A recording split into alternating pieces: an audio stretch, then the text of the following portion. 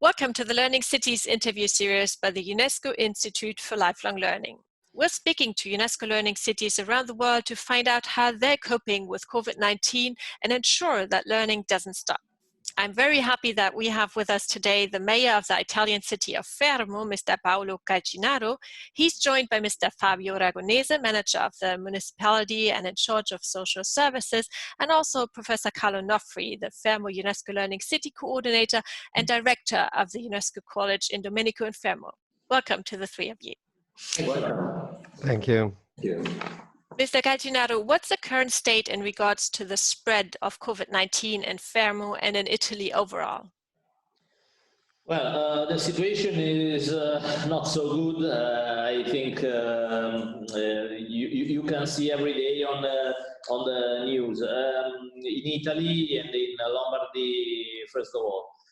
Here in Fermo, we are in the middle east of Italy, in the Adriatic coast, and we have a situation is quite good now. We have 120 infected in the town. We have 36,000 people in the town. More than the students also, and in this moment we have 120 infected in hospital or in their houses for the lighter cases, and we try to exit from the emergency. Now we have less places occupied in hospital, and this is very, very important things. Less cases in intensive therapy, less cases in other part of the hospital, and it's important because we can offer the better cure for everyone coming in the hospital for new cases. So we hope we have a good sign from the lockdown, from the social distance we are trying to have from our laws. And I hope it can be a good sign for a restart, an early restart. Hope so. Those are hopeful news from Fermo. Thank you very much for explaining the situation. Given that people are still in lockdown, how do you ensure that education continues during these times? Yes, the large number of schools we have in Fermo. I think you have the numbers. It's a lot of schools for a town with 36,000 people. Are trying to get connected with their students with computer and with distance lessons. And after the first period, it's a great innovation, and it was so difficult at the beginning, but now the schools reach everyone. I can see everyone because they give for free. They gave for free a lot of computer for the people, for the families with more problems, also economic problems, and they organized this massive distribution of iPad or computer for free, obviously, and now they are going to reach every student in this way. It's a great operation but I think it's going well now, since a couple of weeks, because we need to reach everyone with the computer or the iPad, but this operation started after some days, because we had first of all to think about the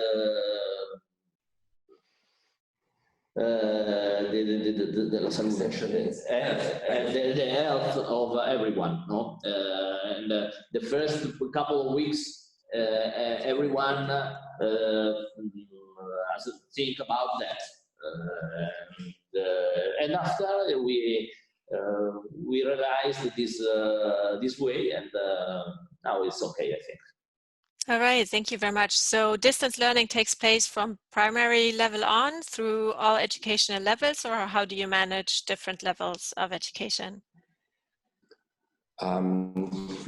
Actually, in terms of other activity has been also very, very important to ensure education for people. As the mayor before said, one of the problems was that of the technological gap, also that families, households suffer, and we realize only now that there is this technological gap, and the measures that have been taken by the government, allocating 85 million euros to be assigned to schools for digital devices that have been assigned on loan for free to households, to larger families that needed the most, and this has allowed us to reach almost the majority of households, and so almost 10,000 students that we have in the town of Fermo are now, for them, is possible to follow distance learning. And we know that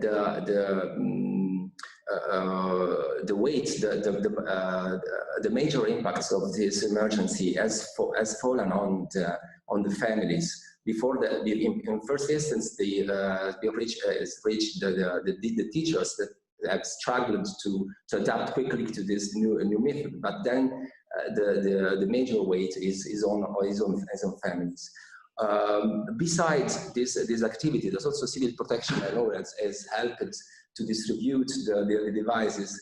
Because beside this, education is also the availability of cultural resources such as books, magazines, and music. And this has been ensured by an initiative from the public library of Fermo, Romolo Spezioli, which since almost the beginning of the emergency has shared all books, magazines, and music as well to citizens, and this initiative is succeeding and has a very good impact. And also there is a section of the library for kids, and we're proposing games and funny activities to be done at home, and children are very happy in using this new method to access to the public library. And another very important initiative, you know that in Fermo we have a rich cultural heritage in terms of monuments, museums, and museums of Fermo has started an initiative called Cultura Aperta, Open Culture. And through this, through the website and through the Facebook pages, it is possible for everyone to have access to the virtual tour in the monuments and in the museums of Fermo, to have access to workshops, free workshops for children, for family, and also another important initiative is the possibility for the people to contribute to historical memory of Fermo by sharing documents, videos, pictures of Fermo, since we have a lot of time to search in our repositories, in our home, hold pictures, hold videos, interviews, to interview the elderly people that can tell us and tell the ancient story of Fermo. And this is good also because in the future we could have a richer heritage in terms of memory, historical memory, and so to seize the opportunity of this moment. And I think that these initiatives are very important to continue to make the people feel the proximity of town, the municipality, of all the cultural services. Thank you very much, Mr. Ragonese, for explaining the immense variety of measures that you've taken. That's very impressive. You've mentioned some of the partners that you work with to ensure that learning doesn't stop. Maybe you can explain a bit more which partners are essential in your view to provide education during this time, and how do you coordinate them? Okay. We have to say that families are partners in this moment. The very important partners we realize that are fundamental in the education sector are families, because we see that family in this moment are sustaining a huge effort to adapt them, and parents are doing, some of them are doing two jobs. The teachers, and somehow they have to replace teachers in some situations. Somehow they have to continue with their own jobs.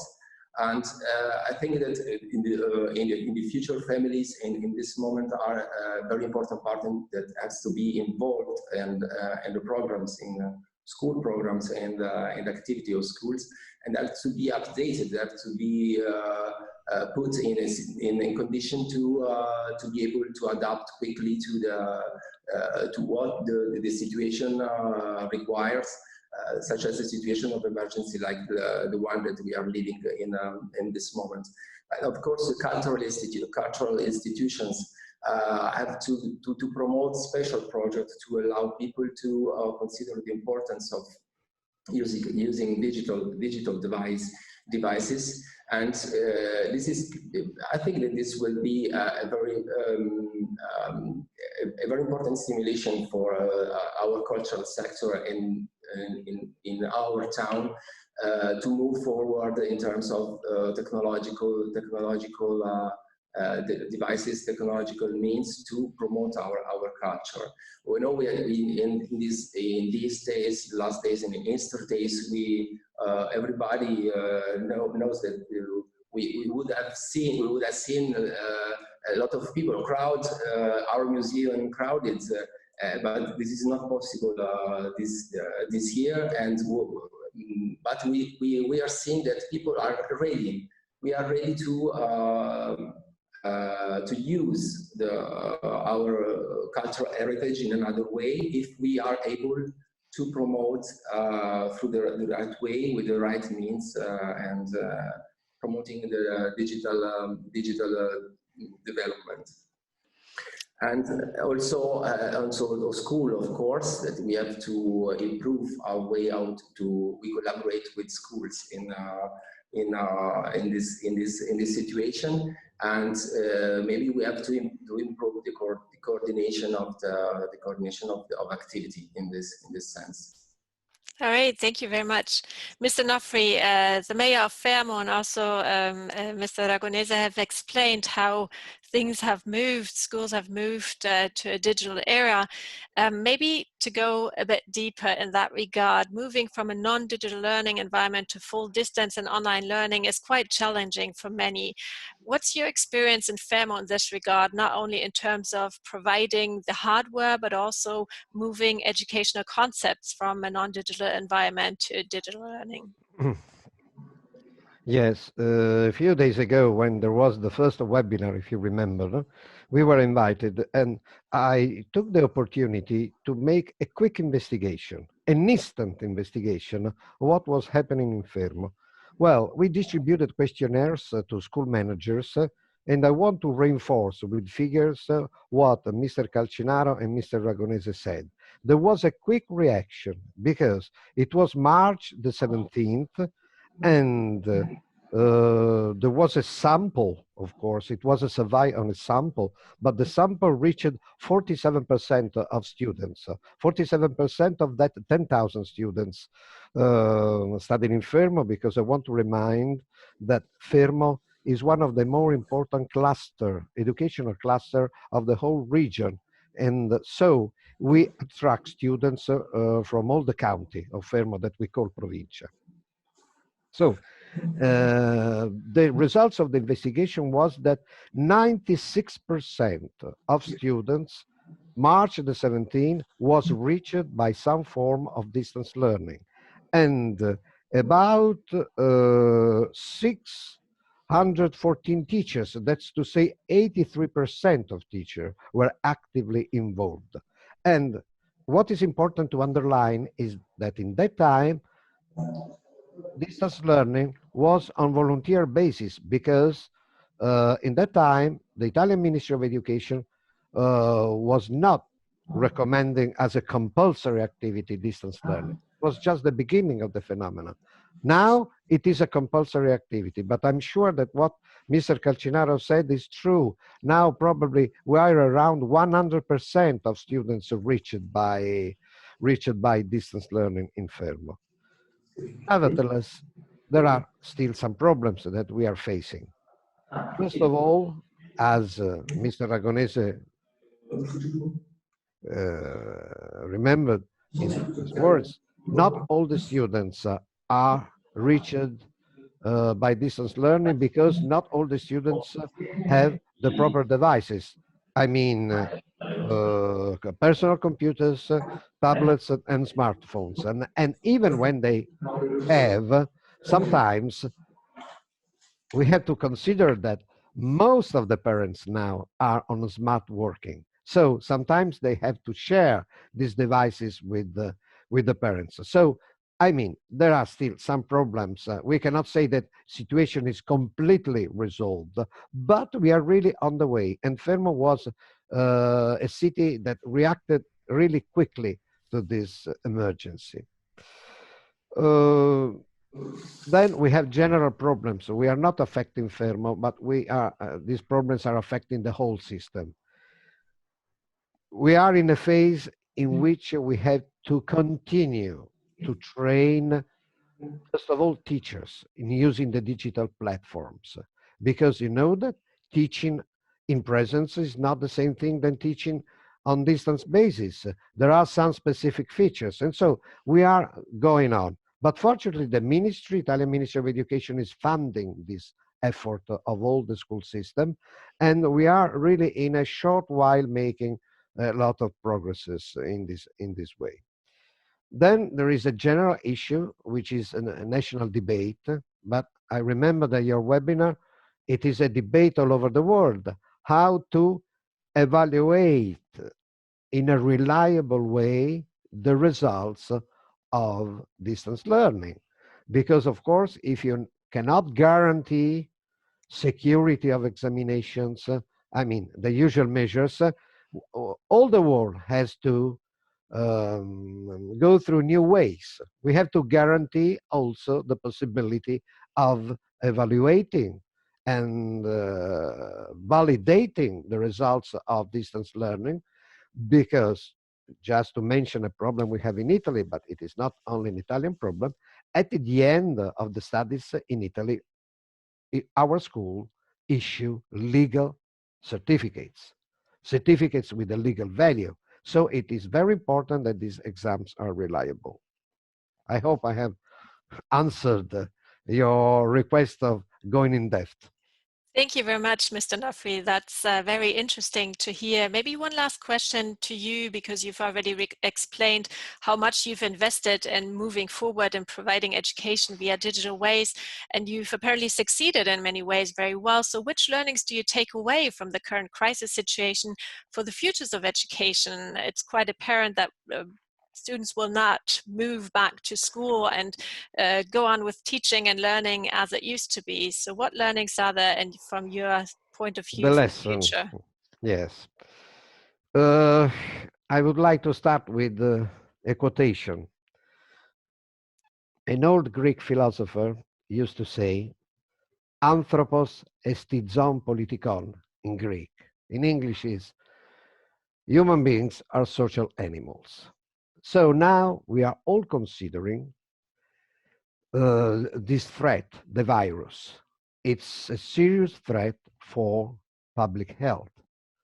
But I think we are in a phase, since in Italy, but not only in Italy, we are all discussing about a second phase, how we can return slowly to a more normal life.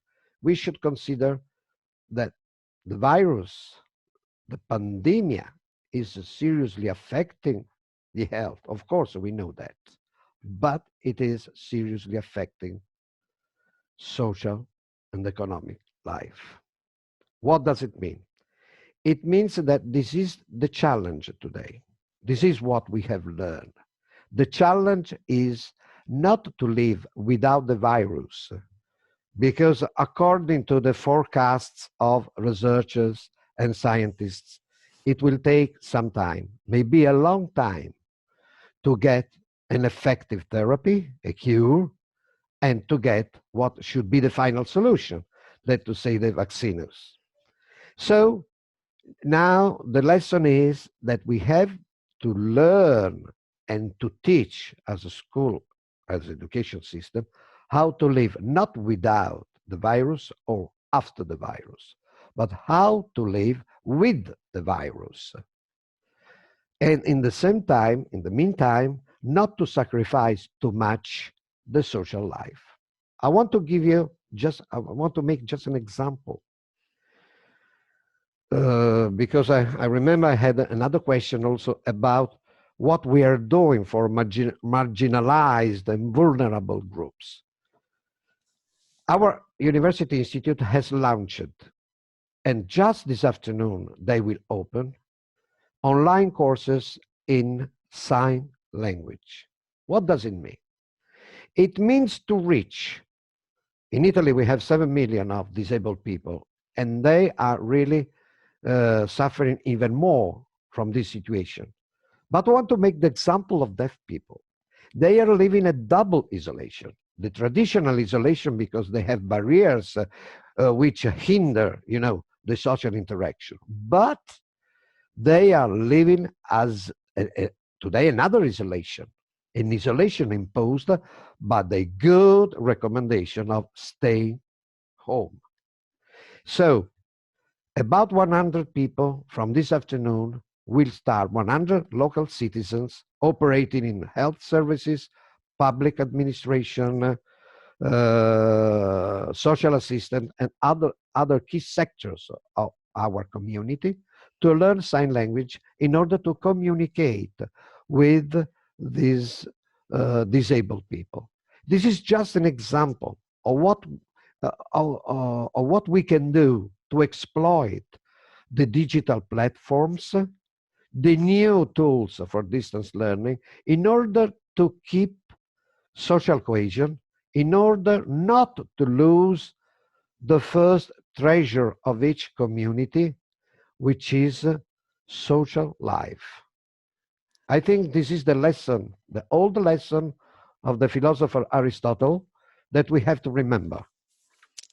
Thank you very much, Mr. Nofri, also for providing this excellent example of how to include the vulnerable and disadvantaged, as they often are. I would like to end with a final question to the mayor of Fermo, Mr. Calcinaro.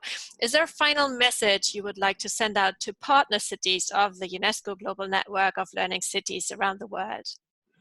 Well, first of all, I want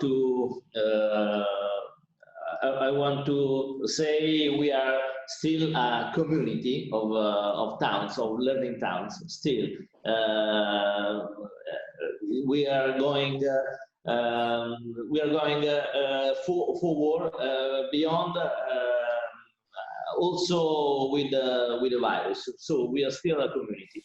And I want to say now we have a period, as Carlo said just now. We have to live a period with the virus. So we have to think to be safe, to the health, our health. but we don't have to lose our brave or courage for being curious, for go outside after this period, for try our experiences of studies, of knowledge outside our borders. And I think it's something we have to have as our goals after this period. I think we have to be brave, to have no fear after this difficult period. It's difficult for my town, for Fermo. We have a very lively town with our coast, with our historical part, a lot of events, a lot of moments of real great aggregation, a lot of parties, okay? And send you some pictures about that. I could do that. I think last year I was thinking about a great concert, a great gig on the sand, and trying to think how 50,000 people could stay in the short part of the or beach near the sea, at the border of the sea. Now we are thinking about how the people have to stay home. So it's a very different kind of mentality we have to now employ. But after this period, we don't have to be scared about live, about going outside, about reach the other part of Europe and the world. We have to continue to travel, to explore, also for study, but not just for study. And I think, and I hope this will be our state of mind after this difficult period.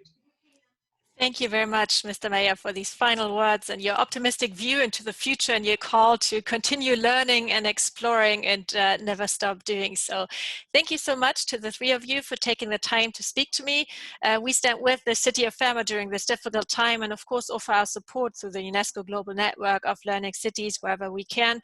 Thank you once again. Stay healthy, everyone, and goodbye. Goodbye.